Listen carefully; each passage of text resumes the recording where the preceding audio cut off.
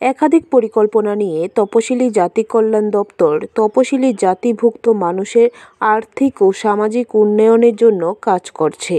বৃহস্পতিবার রাজধানীর রবীন্দ্র শতবার্ষিকী ভবনে এক অনুষ্ঠানে বক্তব্য রাখতে গিয়ে এই কথা বলেন তপশিলি জাতি কল্যাণ দপ্তরের মন্ত্রী সুধাংশু দাস।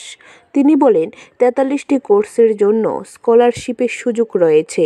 হোস্টেল থেকে তপশিলি জাতিভুক্ত যে সকল ছাত্রছাত্রীরা পড়ালেখা করে তাদের জন্য বেকার যুবক যুবতীদের দিয়ে প্রাইভেট টিউশনের ব্যবস্থা করা হয়েছে। তপশিলি জাতি কল্যাণ দপ্তর থেকে এই বেকার যুবক যুবতীদের অর্থ প্রদান করা হয়। সহসায় সিদ্ধান্ত গ্রহণ করা হবে প্রতিটি হোস্টেলে একজন করে ক্রীড়া শিক্ষক নিয়োগের বিষয়ে।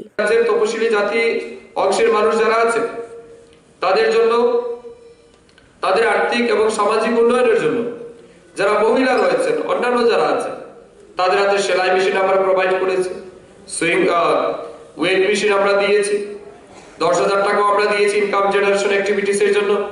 এগ্রিকালচার সেক্টরে, হর্টিকালচার সেক্টরে, এআরডিডি সেক্টরে, ফিশারি সেক্টরে আমরা অর্থ দিয়েছি যাতে করে তারা সেই জায়গাতে আর্থিকভাবে স্বাবলম্বী হতে পারে।